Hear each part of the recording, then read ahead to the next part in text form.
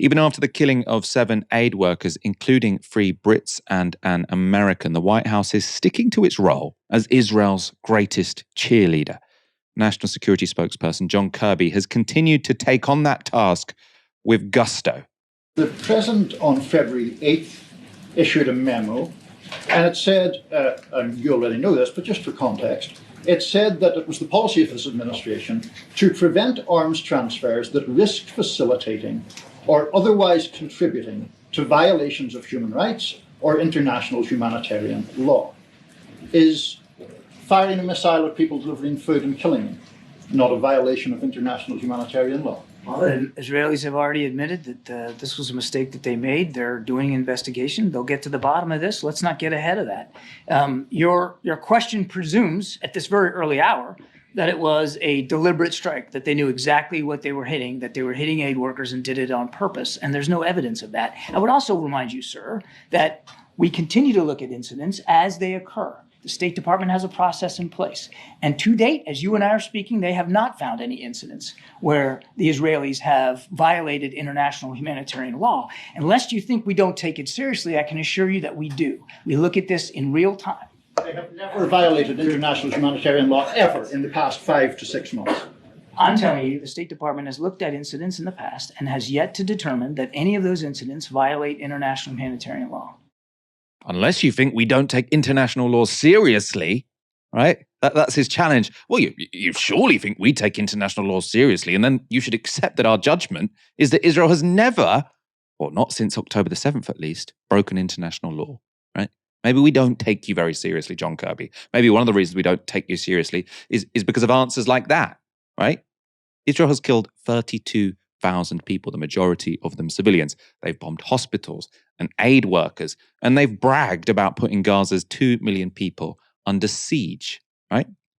And John Kirby would perhaps have done well to have taken a look at a submission from Human Rights Watch and Oxfam to the White House, showing all the times that they think Israel has demonstrably broken international law. Now, as you can imagine, it's a long list. I'll just show you 4 of the examples. So they say Human Rights Watch documented a strike by Israeli forces on a marked ambulance outside Al-Shifa Hospital on November the 3rd, 2023, which reportedly killed 15 people and injured 60. Ambulances are protected civilian objects under international humanitarian law and cannot be targeted when used to treat wounded and sick individuals, both civilian and combatant. Israeli authorities said they intentionally struck the ambulance, contending it was being used to transport able-bodied fighters. Human Rights Watch investigated these claims and did not find any evidence that the ambulance was being used for military purposes. So another, what they think of as a war crime, Human Rights Watch determined based on verified video and witness accounts that Israeli forces used white phosphorus in military operations in Lebanon and Gaza on October the 10th and 11th. And Human Rights Watch documented a strike by Israeli forces on a family in a car in southern Lebanon on November the 5th that killed 3 girls aged 10, 12, and 14 and their grandmother. Human Rights Watch found no evidence of a military target in the vicinity of the car that was struck, which only contained fleeing civilians. An Oxfam analysis has found that a significant portion of its water, sanitation, and hygiene infrastructure that Oxfam and its WASH partners installed or rehabilitated over the period 2017 to 2023 has been damaged or destroyed by Israeli bombardment, rendering much of it inoperable. The location of this infrastructure were deconflicted through the appropriate channels in order to ensure that Israel was aware of and could avoid damaging facilities that provide essential services to civilians in Gaza. So as I say, just 4 examples there.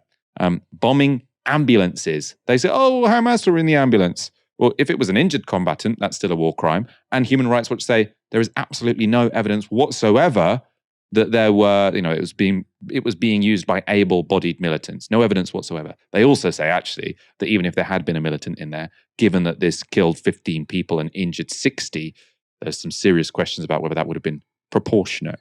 We've also got Oxfam saying they're destroying all the water facilities. I said, we told them where the water facilities were. They still bombed them, right? The lawyers at Human Rights Watch think these are clear breaches of international humanitarian law. But according to the Americans, everything's fine and dandy, right? It's fine. Oh, we've looked at it. Trust us. Our lawyers have looked at it all. We can't see anything they could have possibly done that might have broken international humanitarian law. Israel are allies. They're the good guys. Now, of course, we know the lawyers of all America's allies don't even agree. So thanks to a leaked report of a Tory MP speaking, we know that the UK government's own lawyers believe Israel is breaking international law. To discuss this story, I'm now joined by Dalia Gabriel. Dalia, thank you for your patience. We've taken a while to come to you on this show.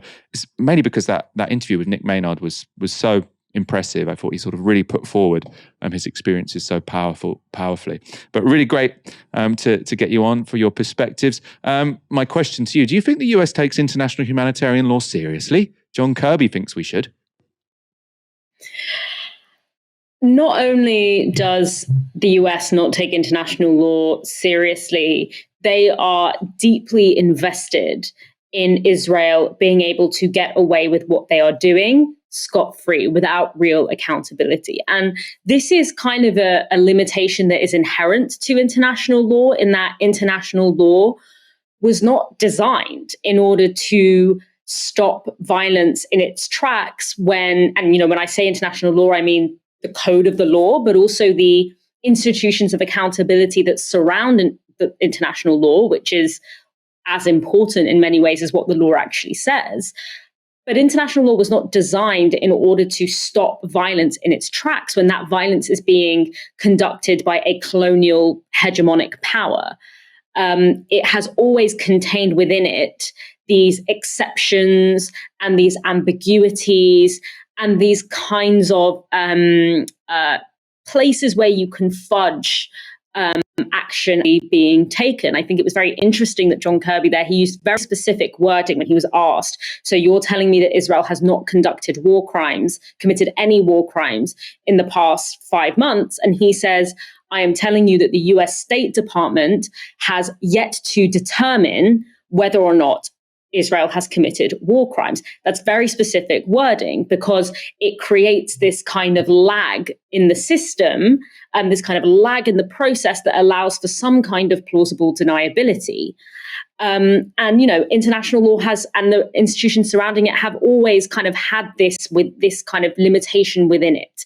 International law was designed to legislate the rules of war between European states. It didn't come out of a context of like decolonization or things that are really going to be able to encompass the kinds of dynamics that are at play here. It has always allowed for the powerful to use exception. And Israel has historically been a pioneer of finding and creating exceptions.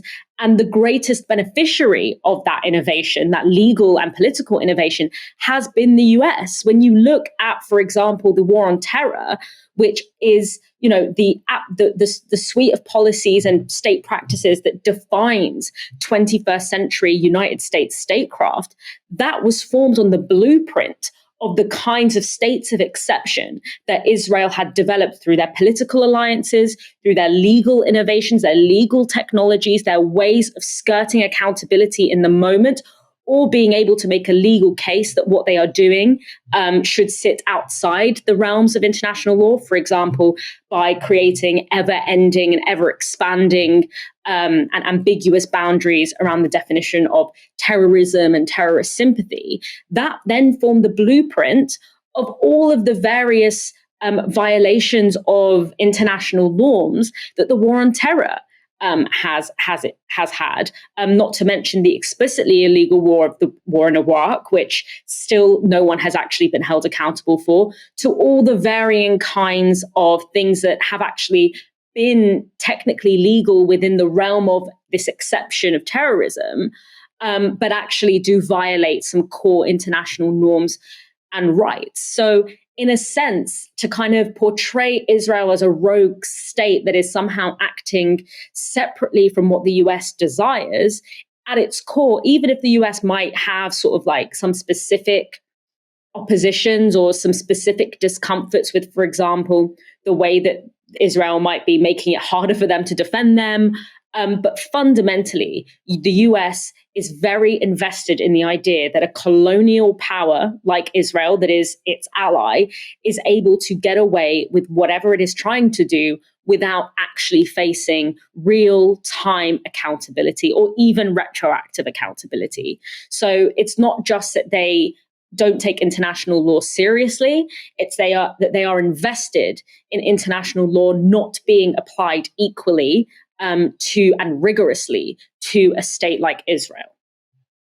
Yeah, I think that's really important. And I suppose that distinction as well between sort of the content of international law and then how it's applied. Because when it comes to the content, I think lots of people argue that, yes, sort of the origins of international law did come to some degree out of colonialism. It gives lots of power, for example, to a sort of a formal military, and then doesn't really give any rights to a sort of resistance movement. Now, some of that changed in the 1970s because at the UN you sort of had powerful third world countries who sort of put into international law more rights for resistance movements. But then it's the application that matters. And I think one thing that Israel and the United States definitely agree on is they do not want any kind of neutral formal organization to function. Right. So you might say that international law is a tool of colonial powers. You might say it can be used to resist colonialism. I think probably both of those things are true. But the only way it's ever going to serve towards justice is if you've got this independent body that can actually make rulings and enforce it. And both Israel and the United States are really, really committed to making sure that can't happen.